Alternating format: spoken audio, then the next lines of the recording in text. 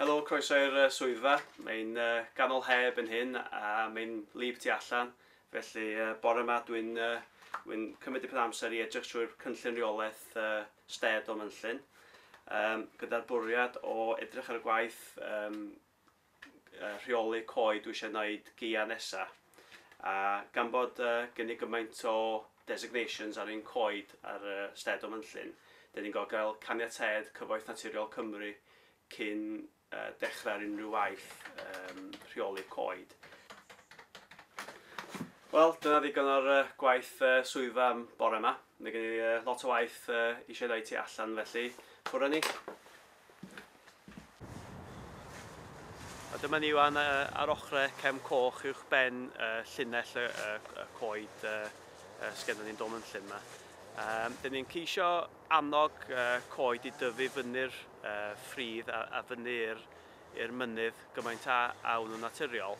Ond dyn ni wedi ffensio rhyw 3 darn yn yr ardal yma efo cynlluniau cadwraeth dros y 10 mlynedd diwetha.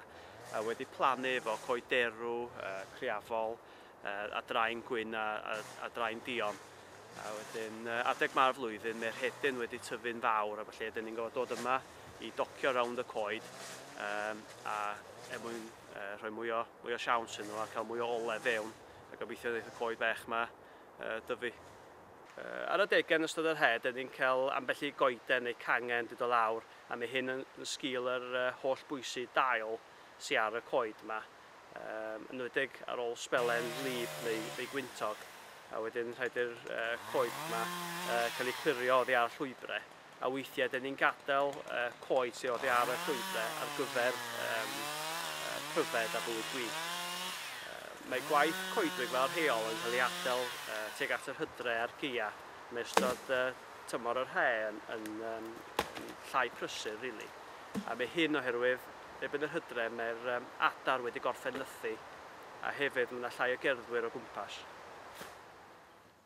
Yn ystod tymor yr he, pan bod gennym ni angen am ddefnydd ffensio, dyn ni weithiau'n dod fewn i'r goedwig ac yn gwneud defnydd o coederw sydd wedi dod lawr efo'r gwynt yn ystod y gia. A wedyn, be dyn ni'n gwneud ydy hollti'r bonion efo offer traddodiadol fel bwyell, gordd a wedges. A wedyn, mae polyn wedi hollti gan bod o'n mynd efo'r graen yn fel arfer yn para dipyn yn hirach na petai wedi cael ei lifio. Ac yn wedi'i os wedi cael ei sychu a'i sesno, dyle bara dipyn yn hirach na'r pren meddal dyn ni'n prynu i mewn. Dyn ni wedi croesdori'r goeden dderw fewn i bonion 6 troedfedd o hyd. A dyna beth i hyd polyn ffens arferol. A wedyn y bwriad ydy o hyd dechrau hollti o'r pen tynia. Gan mae hwnna sy'n dangos i ti faint o bolion ti'n gallu gael allan o'r bonyn yna. A hefyd o hyd dechrau hollti, os oes darganfod crac naturiol yn y pren, neu weithiau yn coederw Cymraeg sydd wedi tyfu ar graig, a felly nhw wedi bod chwifio yn y gwynt.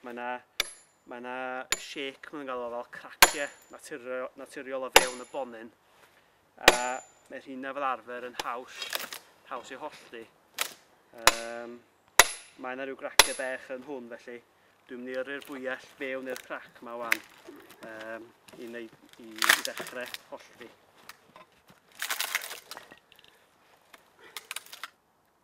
So dyma ni polyn wedi hollti rwan. Dyn ni mynd â fo lawr i'r iard wan i trimio fo ar y lli gron. Trimio unrhyw bethau fel hyn, y rhisgil a'r gwynyn, tynnu'r gwynyn i ffwrdd, rhoi blaen arno fo. A wedyn fydd rhain yn mynd dan do wedyn i'r shed i sychu am ryw 2 flynedd. A wedyn cael ei defnyddio ar gyfer gwaith ffensio ar y sted. Felly dyn ni'n coed berflwyd rwan, a mae'r gwartheg yr ucheldir wedi bod yma ers diwedd mis Mawrth. A mae'n dechrau mis Awst rwan, a maen nhw rili wedi taclo'r problem mieru o gennym ni yma. A hefyd wedi taclo dipyn ar yr hedyn a'r coed bech ifanc oedd yn tyfu'n wyllt. Ond mae'n amser wan i symud ymlaen i ardal arall o'r goedwig. Lle fydden nhw yma wan tan mis Hydref.